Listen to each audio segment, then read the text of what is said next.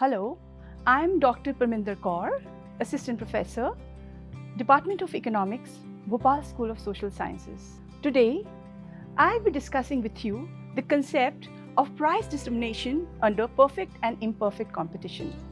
It is very important to understand key economic terms. For instance, what is a market? A market in economics does not necessarily mean a place. It is a mechanism through which buyers and sellers are able to get in touch with each other and strike a deal regarding the price of a commodity that has to be bought and sold. The classification of markets, there are different kinds of markets and there are different criteria on the basis of which classification is done. It could be done on the basis of area, time, level of competition, function, commodity, legality. But today, to understand price determination, we'll be focusing just on the basis of competition. On the basis of level of competition that exists in the market, there are two kinds of market: perfectly competitive market and imperfect market. I'll be discussing the features of these markets. What are the features of perfect competition? In perfect competition, there are a large number of buyers and sellers. Each buyer is buying a very small proportion of the total output, and each seller is selling a very small proportion of the total output, as a result of which both the buyers and sellers are not in a position to impact the price. So, the firm is a price taker, and the firm has to accept the price that has been set by the forces of demand and supply. Another very important feature of perfect competition is free entry and exit of firms. As a result of this feature, most of the firms in perfect competition only earn normal profits. In case firms are earning supernormal profits, other firms will be attracted to the market, they will enter the market, as a result of which the supernormal profits will be wiped off. And in case firms are incurring losses, then a few firms will exit the market, as a result of which the supply in the market will diminish, bringing the profits back to the existing firms in the market. So, these are essentially two important features of perfect competition. There are different types of imperfect markets. The classification of imperfect markets is done on the basis of the number of buyers and sellers. For instance, in monopoly, there is a single seller; duopoly, two sellers; oligopoly, many sellers, but the number of sellers is less than that in perfect competition, and there exists intense competition among the limited number of sellers that are there, as a result of which the demand curve in oligopoly is indeterminate, because every firm is conscious of the pricing policy of its rival firm. Now, there's another kind of classification as well, that is on the basis of number of sellers that exist in the market. For instance, monoceny. In monoceny, there is a single seller; duoceny, two; oligoceny, more than two but less than many. So these are various categories of classification of imperfect markets. It is very important to understand the distinction between long run and short run for understanding price determination process. Now, there are two kinds of production function: long run production function and short run production function. In short run, at least one of the factors is fixed, whereas in long run, all the factors are variable. The law of variable proportion operates in short run, and law of returns to scale operates in long run. The factor proportions change in short run, whereas the factor proportions are constant in long run. There's freedom of entry and exit in short run, whereas the number of firms can enter and exit the market freely in long run. So this is the distinction between long run and short run, and the equilibrium or the price determination process varies according to the time period we are referring to. For instance, let's take the first situation, that is equilibrium or price determination in short run. Now, as we discussed earlier, in perfect competition, the firm is a price taker. It has to take the price which has been set by the forces of demand and supply. And equilibrium of a firm is always at a point where marginal cost curve cuts the marginal revenue curve from below, that is, beyond the point of equilibrium, the marginal cost curve has to rise. Now, the market price is set by the forces of demand and supply. This price has to be accepted by the firm, and this price exists. Now, whether a firm will make normal profits, supernormal profits, or incur losses will depend upon what is the difference between the average cost curve and the average revenue curve.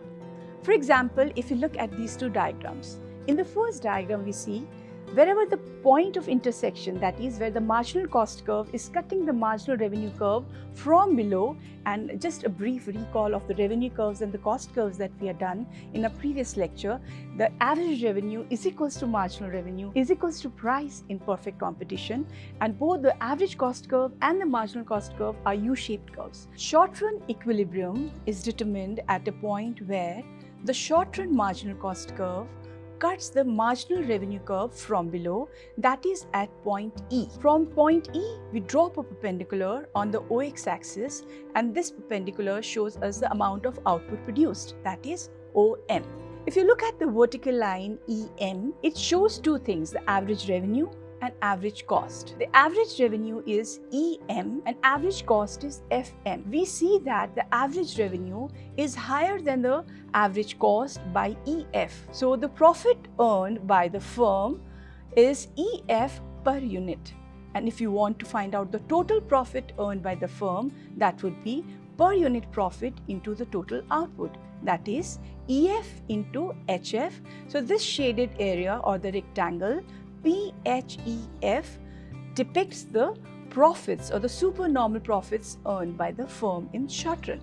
In this diagram, we see that the average cost curve is above the average revenue curve, and the point of equilibrium is E dash, where the marginal cost curve is cutting the marginal revenue curve, that is E dash.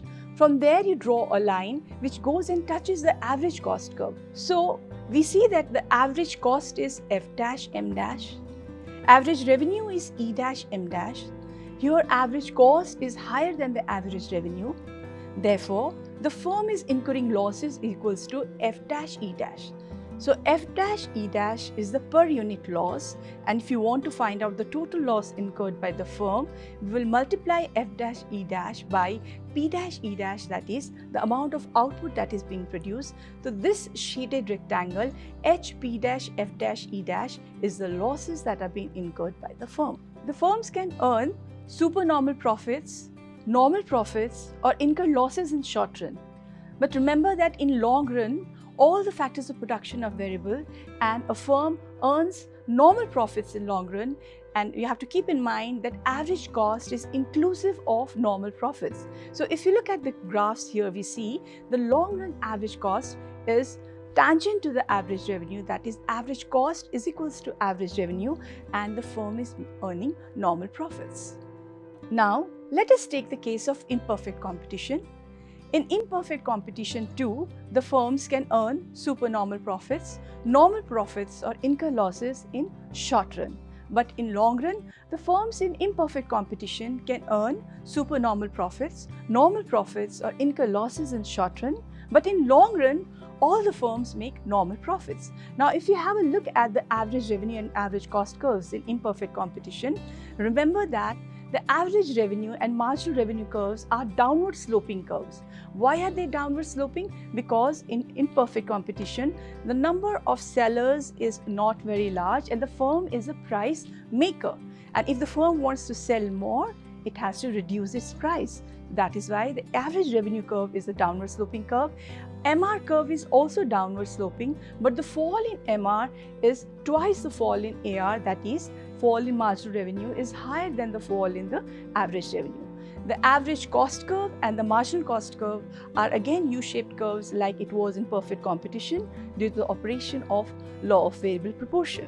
Now, if we look closely at the diagram, we notice that the marginal cost curve is cutting the marginal revenue curve at point E. Now, if you draw a straight line passing through this point, touching the average revenue curve and the OX axis, we get a vertical line QM. So in this case, average revenue is equals to QM, average cost is equals to RM. The difference between average revenue and average cost is QR. Here, the average revenue is greater than the average cost, so QR is the profit per unit. And if you want to find out total profit earned by the firm, you will have to multiply the profit per unit, that is QR, into the total output produced, that is SR. So this shaded rectangle PQSR shows the supernormal profits that are being earned by the firm. The firms in imperfect competition can incur losses in short run. The average revenue curve and marginal revenue curve are downward sloping. The marginal cost curve is cutting the marginal revenue curve at Z, and we extend this line to average cost curve. We get this vertical line MK. Now MK is the average cost, TK is the average revenue. So we see here that the average cost is higher than the average revenue. That means the firm is incurring losses, and this loss is equals to MT. The loss per unit is MT. When this is multiplied by the output produced, that is FT, gives us the rectangle EFMT, and this rectangle is equals to the total losses that are being incurred by the firm. As discussed earlier, the firms in imperfect competition will earn normal profits in long run. If we look closely at the diagram, we see that the average cost curve is tangent to the average revenue curve, and PM is the average cost and average revenue is also PM. Therefore, average revenue is equals to average cost, and the firm is making normal profits in long run. So we can safely conclude from the discussion that firms in both perfect competition and imperfect competition can earn supernormal profits, incur losses, or earn normal profits in short run. But in long run, in both perfect competition and imperfect competitions, firms only earn normal profits. Thank you.